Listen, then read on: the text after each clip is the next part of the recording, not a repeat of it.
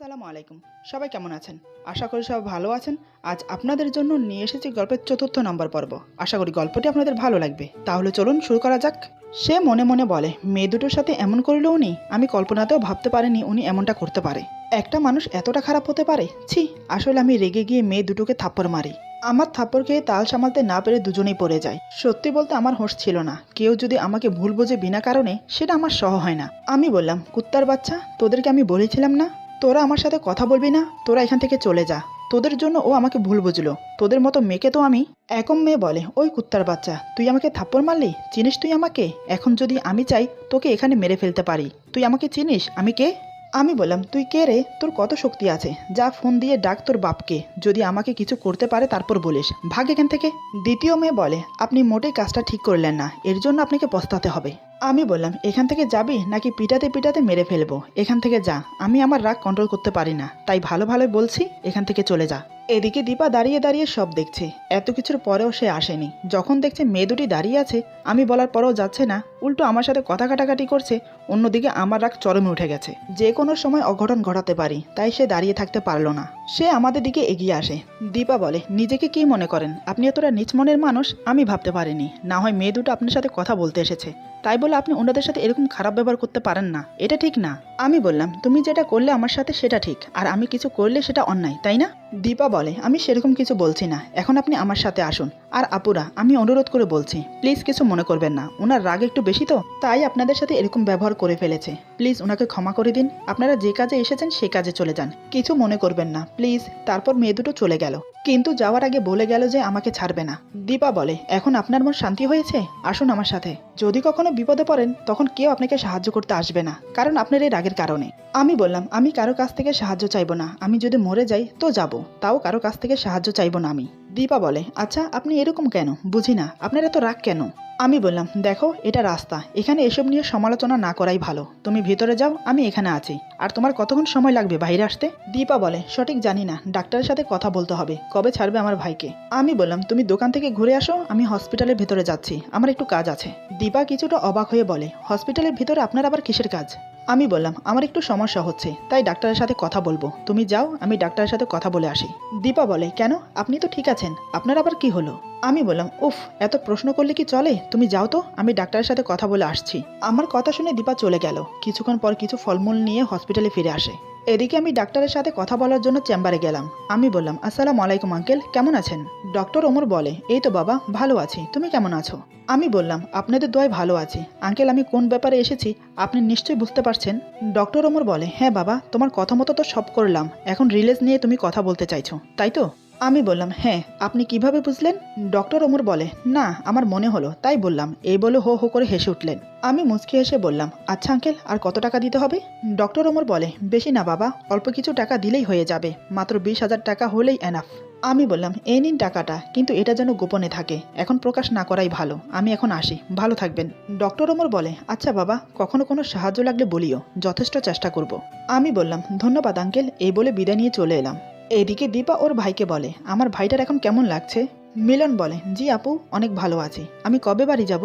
দীপা বলে, এখন আর বাড়ি যাওয়া হচ্ছে না, তোমাকে কয়েকদিন রেস্টে থাকতে হবে, নয়তো তুমি বাসায় গিয়ে বাদরামও শুরু করে দেবে। মিলন বলে, ওকে আমার লক্ষ্মী আপু, তুমি যা বলবে আমি তাই শুনবো।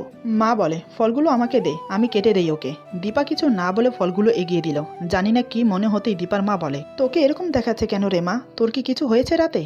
মায়ের মুখে এমন কথা শুনে দীপা কিছুটা ঘাবড়ে যায়। তারপরও নিজেকে সামলে বলে, আরে মা, তুমিও না সব সময় একটু বেশি বেশি ভাবো। আমার কিছু হয়নি, আমি একদম ঠিক আছি। তুমি তো আমাকে সবসময় সন্দেহের চোখে দেখো, তাই না?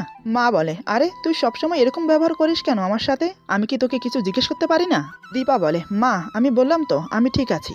মা বলে, আচ্ছা বাদ দে এসব কথা, তুই এখন একটু বাসায় যা। দীপা বলে, আমি তো একটু আগে আসলাম বাসা থেকে, এখন আবার বাসায় যেতে বলছো কেন? মা বলে, তোর এখানে থাকতে হবে না, আমি আছি তোর ভাইয়ের কাছে। তুই গিয়ে বরং ঘরদুয়ার গুছিয়ে নে, এই কয়দিনের ধকলে তোর চেহারাটা একদম শুকিয়ে গেছে, বাসায় গিয়ে বিশ্রাম নে। দীপা বলে, ওকে যাচ্ছি, এখন আবার না গেলে কথা শুনতে হবে। আমি যাচ্ছি, আবার বিকেলে আসবো। মা বলে, ঠিক আছে যা, রাস্তায় দেখে শুনে চলাফেরা করিস, বলা তো যায় না এখানকার বখাটে ছেলেদের কথা। তারপর দীপা মাঠ থেকে বিদায় নিয়ে চলে এলো। সে চলতে চলতে ভাবে, কাল থেকে তো বাসায় যাওয়া হয়নি, মাকে তো মিথ্যে কথা বললাম, এখন একটু বাসায় গিয়ে দেখতে হবে। বাসাটা একদম ফাঁকা পড়ে আছে, এই ভেবে সে বাইরে এসে দেখে আমি আগের মতো গাড়ির সাথে হেলান দিয়ে দাঁড়িয়ে আছি। ওকে আসতে দেখে আমি এগিয়ে গেলাম। দীপা বলে, বাসায় যেতে হবে আমাকে, কাল থেকে বাসায় যাওয়া হয়নি। আমি কিছু বললাম না, চুপচাপ গাড়ির দরজা খুলে দিলাম। দীপা আমার দিকে এক নজর তাকিয়ে গাড়িতে উঠে বসে। হয়তো সে আমার রাগ কমেছে কিনা তাই দেখছে। আমি গাড়ি চালাতে শুরু করলাম, কেউ কোনো কথা বলছি না। দীপা বাইরের দৃশ্য দেখছে আর উপভোগ করছে। হঠাৎ সে বলে, আচ্ছা আপনি তো আমাকে একটিবার জিজ্ঞেস করলেন না আমি কেন আপনাকে আমার বাসায় যেতে বললাম। আমি বললাম, আবার এখানে প্রশ্ন করার কি আছে, তুমি বাসায় যেতে চাইছো আর আমি তোমাকে নিয়ে যাচ্ছি। দীপা বলে, তাও জিজ্ঞেস করবেন না কেন বাসায় যাচ্ছি। আমি বললাম, আমার এখন কোনো কথা বলতে ইচ্ছে করছে না, একটু চুপ থাকো। আমার কথা শুনে দীপা চুপ হয়ে যায়। তারপর বেশ কিছুক্ষণ রাস্তা চলার পর ওদের বাসায় পৌঁছে গেলাম। দীপা বলে, নেমে আসুন, বাসার ভিতরে এসে বসুন। আমি বললাম, না আমি গাড়িতে ঠিক আছি, তুমি যাও বাসায়। দীপা বলে, আমরা এখন কোথাও যাচ্ছি না, এখানে থাকতে হবে বিকেল পর্যন্ত, তারপর হসপিটালে যাব, তাই বলছি বাসায় আসুন। আমি আর কিছু না বলে ওর সাথে গেলাম, কারণ আমার খুব ইচ্ছে করছে ওর সঙ্গ পেতে, তাই আপত্তি করলাম না। বাসার ভেতরে প্রবেশ করার সাথে সাথে আমি ওকে পেছন থেকে জড়িয়ে ধরলাম। সে বুঝতে পারেনি আমি হঠাৎ এরকম করব। আমার ঠোঁটজোড়া ওর ঘাড়ে গভীরভাবে বসিয়ে দিলাম, তারপর একের পর এক কিস করতে লাগলাম। এক সময় ওকে ঘুরিয়ে আমার ঠোঁটজোড়া দিয়ে ওর ঠোঁট আঁকড়ে ধরলাম। ওর ঠোঁটের স্বাদ আমাকে মাতাল করে দেয়, ইচ্ছে করে সারাদিন সারা রাত এভাবে আঁকড়ে রাখি, ছাড়তে মনই চায় না। এদিকে দীপা অবাক হয়ে তাকিয়ে আছে। সে মনে মনে বলে, ছি এসব কি হচ্ছে, এতক্ষণ তো ভালোই ছিল, এখন আবার কি হলো ওনার। আমি হঠাৎ ওর পেটে হাত বুলাতে থাকি, আমার ছোঁয়ায় দীপা কেঁপে উঠল। দীপা বলে, আপনি ঠিক আছেন তো, এসব কি করছেন। ওর কথা আমার মাথার উপর দিয়ে গেল। আমি কোনো উত্তর দিচ্ছি না, আমি আমার মতো করে ওকে আদর করে যাচ্ছি। এবার দীপার বিরক্ত লাগছে, কিন্তু কিছু বলতেও পারছে না, আবার সইতেও পারছে না। এমন অবস্থায় পড়ে গেছে, না পারছে ধরতে না পারছে ছাড়তে। সে আর সহ করতে না পেরে জোরে একটা ধাক্কা দিল আমাকে। আমি তাল সামালতে না পেরে দেয়ালের সাথে ধাক্কা খাই। এতক্ষণ আমি একটা ঘোরের মাঝে ছিলাম। ওর ধাক্কায় সম্বিত ফিরল। নিজেকে সামনে মাথা নিচু করে দাঁড়িয়ে আছি। এদিকে দীপা অবাক হয়ে তাকিয়ে আছে আমার দিকে। সে বুঝতে পারছে না আমার হয়েছেটা কি। দীপা বলে, আপনি ঠিক আছেন তো, কি হয়েছে আপনার, আমাকে একটু বলবেন। আমি বললাম, হ্যাঁ আমি একদম ঠিক আছি, আমার কিচ্ছু হয়নি। দীপা বলে, তাহলে হঠাৎ এরকম অদ্ভুত কাণ্ড করলেন কেন। আমি বললাম, আসলে। দীপা বলে, কি আসলে, আপনার হয়েছেটা কি, আমাকে বলবেন একটু, নাকি আমাকে বলা যায় না। আমি তো আপনার সম্পর্কে কিছুই জানি না, আজ পর্যন্ত শুধু আপনার নামটা জানি, আর কিছুই জানি না। আমি বললাম, সময় হলে সব জানতে পারবে, এখন কি করতে এসেছো সেই কাজগুলো তাড়াতাড়ি করো। দীপা বলে, আপনাকে আমি কোনোদিনও বুঝতে পারবো না, সেটা আমি বুঝে গেছি। আপনি কখন কি করবেন সেটা আমার ধারণার বাইরে, সত্যি বলতে আপনাকে বোঝা বড় দায়। আমি বললাম, আরে সেরকম কিছু না, এখন বলো তোমাকে কোনো সাহায্য করতে হবে কিনা, না হলে আমি গাড়িতে গিয়ে বসে থাকি। দীপা একটু মেজাজ দেখিয়ে বলে, পা ভেঙে হাতে ধরিয়ে দেব এখান থেকে এক পা নড়লে। আমি কি আপনাকে বলেছি যে আমাকে সাহায্য করতে হবে, নাকি বলেছি গাড়িতে গিয়ে বসে থাকতে। এত গাড়ি গাড়ি করেন কেন, গাড়িতে কি আপনার বউ আছে নাকি, যে গাড়ি ছাড়া আপনার কিছুই ভালো লাগে না। আমি বললাম, আরে এসব কি বলছো, তোমার কি মাথা গেছে নাকি, গাড়িতে বউ থাকবে মানে। দীপা বলে, তাহলে গাড়ি কি চড়ে নিয়ে যাবে, যার জন্য গাড়িকে সবসময় চোখে চোখে রাখতে হবে। আপনার কোটি কোটি টাকা দামের গাড়ি হারিয়ে গেলে আর কিনতে পারবেন না কি, তাই তো, নাকি আমাদের গরিব ঘরে আপনার মন ঠিকছে না। আচ্ছা তাহলে গাড়িতে গিয়ে বসে থাকেন। আমি বললাম, তুমি না সবসময় বেশি বোঝো, যার ফলে আমার রাগটা আমি কন্ট্রোল করতে পারি না। দীপা বলে, আপনার রাগ ধুয়ে আপনি পানি খান, আপনার রাগকে আমি ভয় পাই না, বুঝেছেন মিস্টার। এখন আপনি আমাকে সাহায্য করবেন, আমি যেটা বলবো সেটাই করতে হবে, নয়তো পা ভেঙে হাতে ধরিয়ে দেব। ওর কথা শুনে আমি মনে মনে বলি, তোমার পাখা গজিয়েছে আমি চুপ থাকার কারণে, তুমি বুঝতে পারছো না সামনে তোমার জন্য কি ওয়েট করছে। শুধু তোমার ভাইটাকে সুস্থ হয়ে ঘরে আসতে দাও, তারপর তোমাকে তিলে তিলে বোঝাবো আমি কি জিনিস। আমি বললাম, এসব কি কথা হচ্ছে, আমি কিন্তু। দীপা বলে, আমি কিন্তু কি, আমাকে একটু আদর করতে ইচ্ছে করছে, করুন। এই যে আমি আপনার সামনে এগিয়ে আসলাম, নিন যেটা ইচ্ছে করে নিন। আমি বললাম, উফ ভালো হবে না বলে দিচ্ছি, এবার যদি ধরি তাহলে কিন্তু ছাড়বো না। এখন এসব বাদ দিয়ে বলো কি করতে এখানে এসেছো। দীপা বলে, কাল রাতে চোর ঢুকেছিল কি না তাই একটু দেখবো, আর অনেকদিন থেকে ঘর গোছগাছ করা হয়নি, ঘরগুলো একটু গোছগাছ করব, ভালোভাবে পরিষ্কার করব, তারপর গোসল করব, নাস্তা করব, এরপর একটু আড্ডা দিয়ে হসপিটালে যাব। আমি বললাম, চোরে আর কি নিয়ে যাবে বলো, যদি কিছু নিয়ে গিয়ে থাকে তো আমি এনে দিচ্ছি। দীপা বলে, থাক আমি ভালো করে জানি আপনার অনেক টাকা আছে, এখন দেখি আমার বাসায় কি কি আছে না নেই। আপনাকে অযথা টাকা খরচ করতে হবে না, আমার কাছে টাকা আছে, আমি কিনে আনতে পারবো। আমার বাসায় তেমন কোনো দামি জিনিস নেই যেটা চোরে নিয়ে যাবে। এখন আমার সাথে আসুন একটু ঘরগুলো দেখি। আমি বললাম, উফ তুমি এসব কি আজব ধরনের কথা বলো, মাঝে মাঝে আমি কিছুই বুঝতে পারি না। দীপা বলে, আপনাকে কিছুই বুঝতে হবে না, এখন আপনি আমার সাথে আসুন, ঘরগুলো গোছাতে হবে। আপনি আমাকে সাহায্য করবেন বলেছেন, এখন আমি বিছানা গোছাবো, রুম ঝাড়ু দেব, তারপর কাপড় চোপড় গুছিয়ে রাখবো, আমাকে সবকিছুতে সাহায্য করবেন, চলুন। আমি মনে মনে ভাবছি, জীবনে কোনোদিন গ্লাস ধুয়ে পানি খায়নি সে মহিন কিনা আজ ঘর গোছাবে, এটাও কি সম্ভব। মাঝে মাঝে কিছু কাজ মন থেকে না চাইলেও বাধ্য হয়ে করতে হয়, আমারও তাই অবস্থা। আমি বললাম ঠিক আছে, বলো কি করতে হবে। আমার কথা শুনে দীপা আমাকে একটা রুমে নিয়ে যায়। সত্যি রুমটা একদম অগোছালো হয়ে আছে, ঘরে মানুষ না থাকলে যা হয় আর কি। দীপা আমাকে একটা সিম্পল কাজ দিয়ে বলে, এই যে আপনি বিছানাটা গোছানো শুরু করুন আর আমি কাপড়গুলো গুছিয়ে রাখি। ওর কথা মতো আমি বিছানা গোছাতে লাগলাম, কিন্তু পারছি না ভালো মতো গোছাতে। একবার এদিকে টান দিলে ওইদিকে খুলে যায়, আবার অন্যদিকে টান দিলে এদিকে খুলে যায়। হয়তো এরকম কাজ কোনোদিন করিনি বলে পারছি না। আমার কাণ্ড দেখে দীপা হাসছে। আমি ওর দিকে অসহায় দৃষ্টিতে তাকিয়ে রইলাম। রাগ যে হচ্ছে না তা কিন্তু নয়, কিন্তু নিজের রাগকে কন্ট্রোল করে আমি ওকে সুযোগ দিচ্ছি। যদিও নিজেকে শুধরিয়ে নিতে পারে, যদি সে আমাকে বোঝে, তাই ও যা বলছে তাই করছি। দীপা বলে, কি পারছেন না তাই তো? আপনার দ্বারা কিচ্ছু সম্ভব না, আপনি শুধু রাগ করে উল্টাপাল্টা কাজই করতে পারেন, তাছাড়া অন্য কোনো কাজ হবে না আপনার দ্বারা। আমি বললাম, আরে বাবা এত ঝাড়ি দেওয়ার কি আছে, আমি তো চেষ্টা করলাম কিন্তু পারলাম না, আমি তো কখনো এসব কাজ করিনি।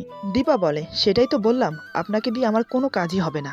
এই বলে দীপা এগিয়ে এসে আবার বলে, এই যে দেখুন, এভাবেই এসব কাজ করতে হয়, দেখে দেখে শিখে নিন, ভবিষ্যতে কাজে লাগবে। আপনার বউ যে হয়ে আসবে তাকে একটু সাহায্য করতে পারবেন।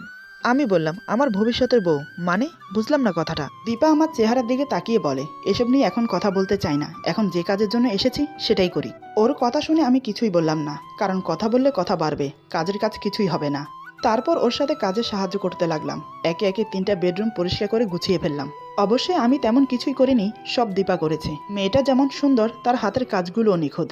ছোট ছোট রুমগুলোকে কি সুন্দর পরিপাটি করে সাজিয়ে ফেলেছে। সব রুম গোছগাছ করে দুজনেই প্রায় ক্লান্ত হয়ে গেছি। তাই শেষের রুমটা ভালো করে গোছানোর পর দুজন বিছানায় গা এলিয়ে দিলাম। বিছানায় শুয়ে দুজনেই জোরে জোরে নিঃশ্বাস নিচ্ছি। দীপা হঠাৎ করে আমার দিকে আর চোখে তাকায়, দেখে আমি হাঁ করে ওর দিকে তাকিয়ে আছি। সে বুঝতে পারলো না এভাবে তাকিয়ে থাকার কারণ কি। হঠাৎ করে দেখলো ওর বুকে ওড়না নেই। আসলে জামার গলা বড় হওয়ার কারণে ওর বুকের প্রায় অর্ধেক অংশ বেরিয়ে আছে। ওর বুকের গভীরতায় আমার চোখ আটকে গিয়েছিল, সেটা সে বুঝতে পেরে তাড়াহুড়ো করে ওড়না ঠিক করে। তারপর আমার মাথায় আলতো করে টোকা মারে। আমি বললাম, উফ, এটা কি হলো? আমি তোমাকে এত সাহায্য করলাম, তার বদলে অন্য কিছু না দিয়ে মারছো, এটা কিন্তু ঠিক হলো না। দীপা বলে, আপনি অন্য কিছুর যোগ্য না, শুধু মার খাওয়ার যোগ্য, কাজের সময় অন্য চিন্তা ভাবনা। আমি বললাম, এখন আবার কি করতে হবে? দীপা বলে, কেন হাঁপিয়ে গেছেন নাকি? আপনি না পুরুষ, আসলে আপনাকে দিয়ে কোনো কাজ হবে না, বুঝলেন? আমি একটু রেগে গিয়ে বললাম, মানে কি বোঝাতে চাইছো তুমি? দীপা মুচকি হেসে বলে, কচু। আমি রাগে লুক নিয়ে ওর দিকে তাকিয়ে আছি। দীপা বলে, এই না না, এখন রেগে আবার কিছু করবেন না। আমি বললাম, কেন, করলে কি হবে? দীপা বলে, প্লিজ না। আমি বললাম, আরে এমন ভয় পাচ্ছ কেন? আমি তো এখনো কিছু করিনি। তাহলে? দীপা বলে, কারণ আপনাকে বিশ্বাস নেই, কখন কি করে বসেন আপনি নিজেও জানেন না। দেখুন এখন এসব কিছু হচ্ছে না, তাড়াতাড়ি উঠুন, বাকি কাজগুলো সেরে ফেলি। আমি বললাম, উফ, সবসময় এত কাজ কাজ করলে কি চলে? দীপা বলে, না, সারাদিন আপনার সাথে আমি রোমাঞ্চ করি, তাহলে সুন্দর চলবে, তাই না? আমি বললাম, তুমি এত আনরোমান্টিক কেন বলো তো? আমার মতো রোমান্টিক হতে পারো না? দীপা বলে, আমার আর খেয়ে দিয়ে কোনো কাজ নেই, রোমান্টিক হব আমি? আপনি থাকুন আপনার মতো, বেয়াদব। কথাটা বলে জিভে কামড় দিয়ে মনে মনে বলে, এই রে, এটা আমি কি বলে ফেললাম? আমি ওর কথার কোনো প্রত্যুত্তর না করে বললাম, আচ্ছা তাহলে যাও, তুমি তোমার কাজগুলো সেরে আসো, আমি একটু রেস্ট নেই, আমার কিছু ভালো লাগছে না। দীপা বলে, একা একা শুয়ে থাকলে আরো খারাপ লাগবে, এর থেকে ভালো আপনি আমার সাথে আসুন, দুজনে গল্প করতে করতে কাজগুলো করব, আমারও কাজ করতে ভালো লাগবে, আর আপনারও খারাপ মনটা ভালো হয়ে যাবে। আমি বললাম, আমার মন খারাপ তাতে তোমার সমস্যা কি? আমার মন খারাপ থাক, তাই ভালো। তুমি তো সেটাই চাও, আমি তোমার সাথে কথা না বলি বা তোমাকে ডিস্টার্ব না করি, তুমি এটাই তো চাও, তাই না? দীপা বলে, দেখুন এরকম ছোট বাচ্চার মতো বারবার ঝগড়া করবেন না আমার সাথে, প্লিজ। আমি বললাম, নিজে ছোট বাচ্চা, আবার আমাকে বলে ছোট বাচ্চা। দীপা বলে, আমাকে কোন দিক থেকে ছোট বাচ্চা মনে হয় বলুন তো? আমি বললাম, তাহলে আমাকে তোমার কোন দিক থেকে ছোট বাচ্চা মনে হয়? দীপা বলে, উফ, আপনি এত ঝগড়া শিখেছেন কোত্থেকে? আমার কাছে খুব মজা লাগছে ওকে রাগাতে। আমি বললাম, তোমার থেকেই শিখেছি আস্তে আস্তে, বুঝেছো ম্যাডাম? দীপা বলে, আমি কখন আপনাকে ঝগড়া শিখালাম? ঠিক আছে, আপনি যখন বলছেন আমি আপনাকে ঝগড়া শিখিয়েছি, তাহলে আমি আপনার শিক্ষক, তাই আমাকে সম্মান দেওয়া উচিত। আমি বললাম, আচ্ছা ম্যাডাম, দেব, অনেক অনেক সম্মান দেব, এখন চলো, এরকম ঝগড়া করতে থাকলে তোমার বাসার কাজ কিছুই হবে না। এরপর আমরা দুজন খুনসুটির সাথে সাথে বাসার সম্পূর্ণ কাজ শেষ করি। ঘর তো পরিষ্কার করলাম, কিন্তু এখন পড়লাম আরেক সমস্যায়। ঘর পরিষ্কার করতে করতে জামা কাপড় নোংরা হয়ে গেছে, এখন গোসল না করলেই হচ্ছে না। গোসল করা কোনো সমস্যা না, সমস্যা হলো আমি টিউবওয়েলে গোসল করতে পারি না, কোনোদিন করিও নি। দীপাকে বলতে সে টেনশনে পড়ে গেল। সে মনে মনে বলে, হে আল্লাহ, এই কোন মহাবিপদে ফেললে আমাকে।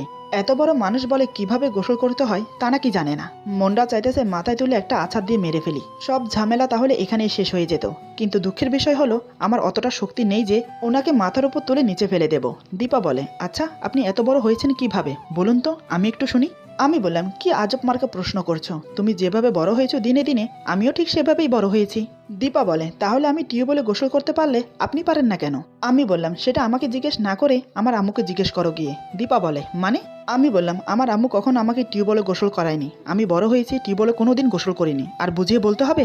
দীপা বলে, ওমর আল্লাহ, তুমি উপর থেকে দড়ি ফালাও, আমি এখান থেকে উপরে উঠে যাই। আমি বললাম, এমন করছো কেন? দীপা বলে, সব বাদ দিন, আমি বালতি ভরে দিচ্ছি, আপনি গোসল করে নিন। আমি বললাম, আমার দ্বারা হবে না। দীপা উপায়ন্তর না পেয়ে বলে, ঠিক আছে আপনি বসুন, আমি করিয়ে দিচ্ছি। আমিও কোনো কথা না বলে বসে পড়লাম, কারণ গোসল করাটা খুবই জরুরি ছিল। নোংরা শরীর আর নোংরা কাপড় চোপড় নিয়ে থাকা আমার পক্ষে সম্ভব ছিল না। তারপর দীপা অনেক কষ্ট করে বালতিতে পানি তুলে আমাকে গোসল করিয়ে দিল। দীপা এই প্রথম কোনো পুরুষ মানুষকে গোসল করালো। লজ্জা লজ্জা লাগছিল ওর, কিন্তু কিছু করার ছিল না। লজ্জার মাথা খেয়ে গোসলটা করিয়ে দিল আমাকে। দীপা বলে, এই যে আপনার গোসল করানো শেষ, আপনি এখন রুমে গিয়ে জামা কাপড় পরে নিন, আমি এখন গোসল করব। আমি বললাম, এটা আবার কেমন কথা? তুমি আমার গোসল করানো দেখলে আর আমি তোমার গোসল করা দেখবো না, এটা কেমন কথা? আমার কথা শুনে দীপা জোরে চেঁচিয়ে বলে, কি? আমি বললাম, এত চিৎকার করার কি আছে? আমি তো সাধারণ একটা কথা বললাম, তার জন্য এত রেগে যাবারই বা কি আছে? দীপা বলে, আপনার কাছে খুব সাধারণ মনে হচ্ছে, কিন্তু আমার কাছে অনেক কঠিন মনে হচ্ছে, তাই আমি চিৎকার করছি। কিন্তু আপনি এখন বাইরে যান, এটাই ফাইনাল। আমি বললাম, যদি বাইরে না যাই তাহলে? দীপা বলে, প্লিজ আমি আপনার পায়ে পড়ি, আপনি এখন বাইরে যান, আমাকে শান্তি মতন গোসল করতে দিন। আমি বললাম, আমি বাইরে যাচ্ছি না, তবে যেতে পারি, আমার একটা শর্ত আছে, যদি শর্ত পালন করো তাহলে বাইরে যাব আমি। দীপা বলে, উফ, এখন আবার কিসের শর্ত লাগাবেন? আচ্ছা বলুন শুনি, যদি মনের মতন হয় তাহলে মানবো, না হলে আজকে গোসল করব না। আমি বললাম, আমাকে একটা চুমু দিতে হবে, এবং এটা দিতে হবে আমার ঠোঁটে। দীপা বলে, না, এটা আমার পক্ষে কখনোই সম্ভব হবে না, এর থেকে আমি গোসল না করি সেটাই ভালো, চলুন বাইরে চলুন। আমি বললাম, যদি গোসল না করো তাহলে 5টা চুমু দিতে হবে। দীপা আবার চেঁচিয়ে বলে, কি? আমি বললাম, জি। দীপা বলে, এটা কেমন কথা? গোসল করলে একটা আর গোসল না করলে 5টা? আজব ধরনের কথাবার্তা বাদ দিয়ে আপনি এখান থেকে চলে যান। আমি বললাম, আমি কোথাও যাচ্ছি না, এখন যদি রাজি থাকো তো বলো কোনটা করবে, তোমার ইচ্ছা, একটা না 5টা? দীপা মনে মনে বলে, উফ, কি মহা জ্বালায় পড়লাম রে বাবা, এরকম মানুষ আমি জীবনে কখনো দেখিনি। আমি বললাম, এত কি ভাবছো, কোনটা করবে? দীপা বলে, ঠিক আছে, আমি শুধু একটা চুমু দেব, চুমু দেবার পরে কিন্তু আমার দিকে না তাকিয়ে বাইরে চলে যেতে হবে। আমি বললাম, ওকে। আমি মুখে ওকে বললেও মনে মনে ভাবছি, শুধু একবার তুমি কিস করো, তারপর তোমাকে দেখাচ্ছি মজা। এদিকে দীপার খুব লজ্জা করছে আমাকে চুমু দিতে, তারপরও লজ্জা শরমের মাথা খেয়ে আমার ঠোঁটে ওর ঠোঁট ডুবিয়ে দিল। কিন্তু ওর কাছে কেমন জানি একটা অনুভূতি ফিল হচ্ছে, এর আগে এটা কখনো ফিল হয়নি, আজকে কেন জানি হচ্ছে। এদিকে আমি ওর কোমর ধরে নিজের কাছে টেনে নিয়েছি, ওর চুলের মুঠি শক্ত করে ধরে চেপে ধরেছি, যাতে সহজে ছাড়াতে না পারে। এভাবে প্রায় কয়েক মিনিট কেটে গেল। যখন দেখলো আমার হাতের চাপ হালকা হয়ে এসেছে, তখন সে ঝটপট আমার থেকে নিজেকে ছাড়িয়ে অন্যদিকে ফিরে দাঁড়িয়ে রইল। আমি একটা মুচকি হাসি দিয়ে চলে এলাম। তারপর দীপা গোসল শেষ করে বাইরে আসে। বাইরে এসে দেখে আমি সবকিছু পরে রেডি হয়ে আছি, হয়তো এখন যাওয়ার জন্য রেডি হয়েছি। দীপা বলে, এই আপনি তো সবকিছু পরে রেডি হয়েছেন, কোথাও যাচ্ছেন নাকি? আমি বললাম, কোথাও যাচ্ছি মানে, তুমি যাচ্ছ না? দীপা বলে, এইমাত্র গোসল শেষ করলাম, কিছু খাওয়া দাওয়া করি, তারপর একটু রেস্ট নিয়ে না হয় যাওয়া যাবে। আমি বললাম, আজকে বাসায় কোনো খাওয়া দাওয়া হচ্ছে না, আমরা রেস্টুরেন্টে গিয়ে খেয়ে নেব, তাড়াতাড়ি রেডি হয়ে আসো। দীপা বলে, এই না না, টাকা খরচ করার কি দরকার, আমরা তো বাসায় রান্না করে খেতে পারি, তাই না? আমি বললাম, টাকা খরচ করার কি দরকার, তাই না? দীপা আমার চেহারার দিকে তাকিয়ে বলে, আচ্ছা ঠিক আছে, আমি রেডি হয়ে আসছি, আপনি একটু বসুন। আমি বললাম, একটু তাড়াতাড়ি করো। দীপা বলে, তাড়াতাড়ি রেডি হওয়ার জন্য তো আগে যেতে হবে, রুমে না গিয়ে কিভাবে তাড়াতাড়ি করব? আমি বললাম, তো এখনো দাঁড়িয়ে আছো কেন, যাও। দীপা মনে মনে বলে, এখন কিছু বললেই ঝগড়া হয়ে যাবে, এমনি তো আজ ঝগড়া করার কোনো ইচ্ছে নেই আমার, তাই যেমনটা আছে তেমনটাই থাকা ভালো। তারপর সে চলে গেল রুমে কাপড় চেঞ্জ করতে। নীল রঙের একটা সালোয়ার কামিজ পরলো, কপালে টিপ দিল, খুব হালকাভাবে সেজে রুম থেকে বেরিয়ে আসলো। দীপা ওন্না ঠিক করতে করতে বলে, আমি রেডি, চলুন। এতক্ষণ আমি মোবাইলে বিজি ছিলাম, তাই দীপাকে খেয়াল করিনি। হঠাৎ ওর কথায় ওর দিকে তাকালাম, তাকাতেই আমার চক্ষু চরক কাজ, এই আমি কোন দীপাকে দেখছি? এত সুন্দর কোনো মনুষ্য হতে পারে? এর আগে ওকে দেখিনি এমনটা কিন্তু না, 3 দিন ধরে ওকে দেখছি। মেকআপহীন চেহারা, চুলগুলো উস্কো খুস্কো, একদম সাধারণ একটা মেয়ে। না, ওকে সাধারণ বলা ভুল হবে। যে মাহিনকে আজ পর্যন্ত কেউ কাবু করতে পারেনি, এই মেয়ে এক রাতেই শুধু 2 ঘন্টার সময়ের মধ্যে আমাকে কাবু করেছে। ওর চেহারায় আলাদা একটা মায়া আছে, যে মায়ায় আমি পড়েছিলাম, তা না হলে আমার লাইফে অনেক মেয়ে এসেছে, কিন্তু আমি কাউকে পাত্তা দেইনি। ওকে আমি রাগের বশত বিয়ে করলেও ওর প্রতি একটা মায়া যে আমার কাজ করে না, তা কিন্তু না। ওর সঙ্গ পাওয়ার পর থেকে আমার নেশা সত্যমে চড়ে বসেছে, নিজেকে ধরে রাখা বড়ই কঠিন হয়ে যায়। এদিকে দীপা আমাকে হাঁ করে তাকিয়ে থাকতে দেখে বলে, কি হলো, আপনি এমন করে তাকিয়ে আছেন কেন? মনে হচ্ছে আমাকে এখনই গিলে খাবেন। ওর মুখ থেকে কথাটা শেষ হতেই হঠাৎ আমি যা করলাম ওর সাথে সেটা সে কল্পনাতেও ভাবতে পারেনি। সে ভেবে পাচ্ছে না আমি কেন এমন করছি, কি দোষ করেছে ও। এরপর যা হলো। আজকের গল্প এখানে সমাপ্ত। গল্পের বাকি অংশ পেয়ে যাবেন আগামী পর্বে। আশা করি গল্পটি আপনাদের ভালো লাগবে। যদি ভালো লাগে তাহলে লাইক, কমেন্ট এবং সাবস্ক্রাইব করে আমাদের পাশে থাকুন। বন্ধুদের সাথে বেশি বেশি করে শেয়ার করুন। সবাই ভালো থাকুন, সুস্থ থাকুন। আল্লাহ হাফেজ।